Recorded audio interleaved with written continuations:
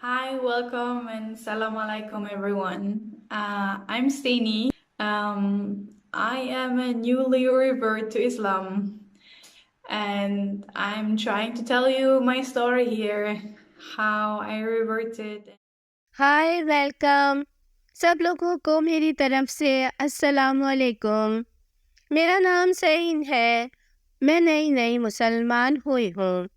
मैं आज आपको अपनी कहानी सुनाऊंगी कि मैं क्यों और कैसे इस्लाम कबूल करने के लिए तैयार हुई और अब इस्लाम कबूल करने के बाद मेरी ज़िंदगी कैसी गुजर रही है, मेरी ज़िंदगी में चीज़ें कैसे तब्दील हो रही है और मैं इस्लाम कबूल करने के बाद कैसा महसूस कर रही हूँ। सबसे पहले मैं आपको अपना बैकग्राउंड बता दूँ कि मैं एक एथियस्ट थी।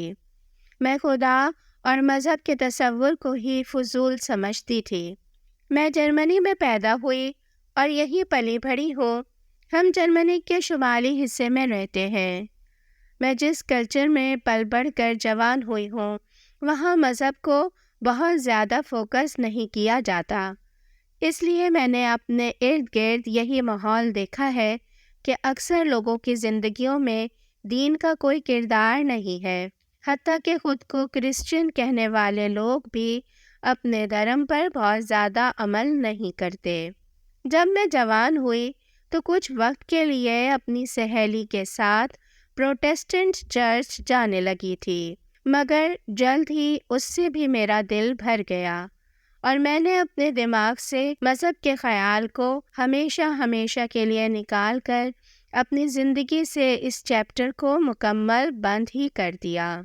मैं साइंस को बहुत ज़्यादा फोकस करने वाली लड़की थी और साइंटिफिक उसूलों को ही फ़ाइनल और हतमी दलील समझती थी।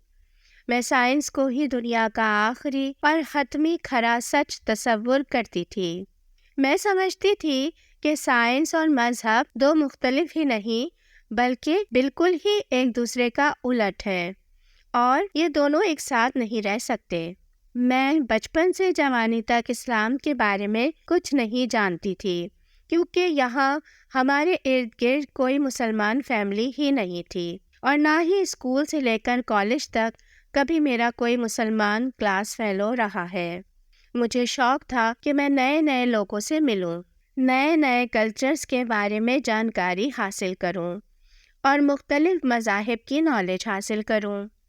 मगर अफसोस कि हमारे इर्द गिर्द सब जर्मन ही थे और एक ही मज़हब ईसाईयत के ही पैरोकार थे या सिरे से मज़हब से ही इनकारी लोग थे। मगर मेरी ज़िंदगी में सबसे बड़ी तब्दीली उस वक्त आई जब मैंने चेंज सेमेस्टर के लिए मलेशिया का सफ़र किया।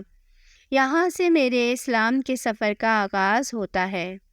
मैं अगस्त 2019 से लेकर फरवरी 2020 तक तकरीबन 6 महीने के लिए वहाँ पर रही।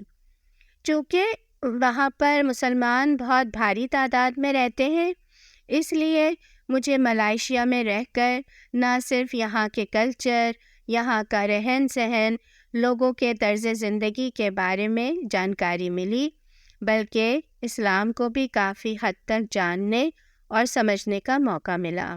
क्योंकि यहाँ पर अक्सर लोग ही इस्लाम पर काफ़ी अमल करते हैं। औरतें और लड़कियाँ सर पर स्कार्फ लेती हैं, मर्द सर पर टोपी लगाते हैं। अज़ान की आवाज़ आते ही अक्सर लोग अपने काम छोड़कर नमाज की तैयारी शुरू कर देते हैं। इस तरह मैं देखती कि ये लोग मज़हब से बहुत अच्छी तरह कनेक्टेड हैं, जबकि मैं जिस माशरे से आई थी वहाँ पर ख़ुद को मज़हबी कहने वाले लोग इतने ज़्यादा अपने मज़हब से कनेक्टेड नहीं थे। जबकि मैं तो यहाँ आने से पहले यही समझती थी कि मुसलमान औरतों को उनके मर्द ज़बरदस्ती हिजाब पहनाते हैं और उनको आज़ादी से अपनी ज़िंदगी जीने का हक़ नहीं होता।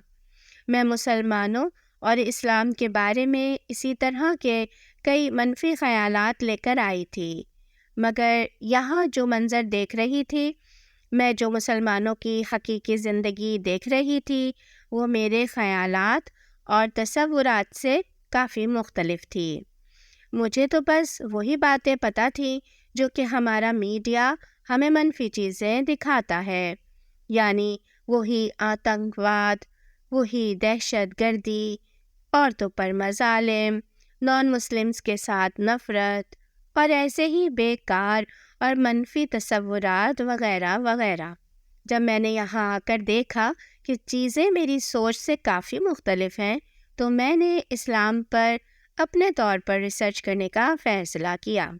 میں نے یوٹیوب پر مختلف ویڈیوز دیکھنی شروع کر دیں، مختلف اسلامی اسکالرز کے لیکچر سننے شروع کر دیے، مگر ان سب چیزوں سے بھی میں اس طرح 100% مطمئن نہیں ہوئی تھی کہ اسلام ہی قبول کرنے کے لیے تیار ہو جاتی۔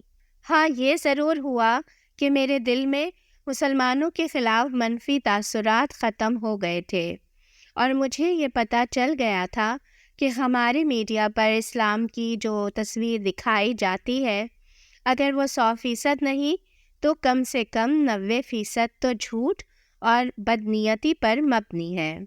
میں اپنی ذات کی حد تک ابھی بھی سائنس کو ہی مقدم سمجھتی تھی اور دنیا کو مذہب کی قید سے آزاد ہو کر دیکھنے اور زندگی گزارنے کی قائل تھی۔ اس کے بعد 2020 میں واپس جرمنی آ گئی، اور یہاں لاک ڈاؤن کی وجہ سے مجھے اپنے ماں باپ کے گھر میں بند ہو کر رہنا پڑ گیا۔ چونکہ لاک ڈاؤن کی وجہ سے گھر سے باہر کوئی ایکٹیویٹی نہیں تھی، اس لیے میرے پاس کافی فارغ وقت تھا، اور میں اس دوران یوٹیوب پر اکثر اسلامی ویڈیوز دیکھتی رہتی۔ اس کے علاوہ میں ملائیشیا سے ایک انگلش ٹرانسلیشن والا قرآن پاک بھی لے کر آئی تھی، اسے بھی کبھی کبھی پڑھتی رہتی تھی۔ ایک دن میرے سامنے ایسی ہی ایک ویڈیو آئی جس کا تھمبنیل تھا قرآن کے سائنسی معجزے۔ میں اس کو دیکھ کر ایک لمحے کے لیے چونک گئی تھی۔ کیا مطلب؟ سائنس کا قرآن یا کسی بھی مذہب سے کیا تعلق؟ سائنس اور مذہب تو بالکل ہی دو اپوزٹ چیزیں ہیں، ان دونوں کا ایک دوسرے کے ساتھ تعلق ہونا تو دور کی بات، یہ دونوں تو ایک دوسرے کے ساتھ ساتھ بھی نہیں چل سکتی۔ ہاں بالکل، میرے سائنس اور مذہب کے بارے میں یہی نظریات تھے۔ اس ٹاپک نے مجھے کافی جذباتی کر دیا تھا۔ میں نے وہ ویڈیو دیکھی اور اس کے بعد میں نے سائنس اور اسلام کے موضوع پر تحقیق اور مطالعہ کرنا شروع کر دیا۔ میں اس چیز کو جتنا زیادہ گہرائی سے کھودتی، میرے اوپر اتنے ہی حیرت کے پہاڑ ٹوٹتے۔ میں حیران تھی کہ محمد صلی اللہ علیہ وآلہ وسلم جیسا آدمی آج سے 1400 سال پہلے یہ سب سائنسی راز کیسے جانتا تھا۔ میری تحقیق مجھے 100% اسی چیز کی طرف لے کر جا رہی تھی کہ ہاں، واقعی خدا موجود ہے اور اسی نے یہ کائنات بنائی ہے، کیونکہ اگر کوئی غیبی طاقت نہیں جس نے ساری کائنات بنائی ہو، تو پھر 1400 سال پہلے محمد صلی اللہ علیہ وآلہ وسلم کو یہ سارے سائنسی راز کون بتا رہا تھا؟ اسی طرح مجھے لگ بھگ 7-8 مہینے گزر گئے۔ اس دوران میں عام گفتگو میں اپنے والدین، اپنے ارد گرد موجود لوگوں، اپنے دوستوں اور یونیورسٹی فیلوز میں کافی ڈیفینسو ہو گئی تھی۔ میں نے اگرچہ اسلام قبول نہیں کیا تھا، مگر میں ہر جگہ اسلام کو ڈیفینڈ کرنے لگی تھی، اور جہاں کہیں بھی کوئی اسلام کے بارے میں منفی بات کرتا، میں اسے فوراً ٹوک دیتی تھی۔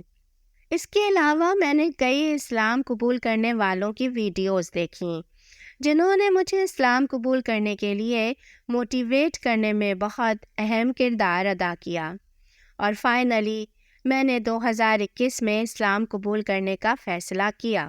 میں نے 8 سے 10 دن تک مختلف یوٹیوب ویڈیو دیکھ دیکھ کر کلمہ شہادت یاد کیا، اور پھر ایک دن کلمہ شہادت پڑھ کر اسلام قبول کر لیا۔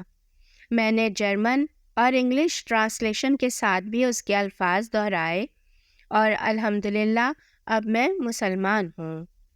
اسلام قبول کرنے کے بعد مجھے کن کن مشکلات کا سامنا کرنا پڑا، میرے ماں باپ اور دوسرے لوگوں کا کیا رد عمل تھا، اس قافلے نے اور اسلام پر عمل کرنے میں مجھے کن کن چیزوں میں دشواری پیش آئی۔ انشاءاللہ اگلی ویڈیو میں ان سب ٹاپکس پر بات کریں گے۔ فی الحال آپ مجھے اجازت دیجیے۔ السلام علیکم۔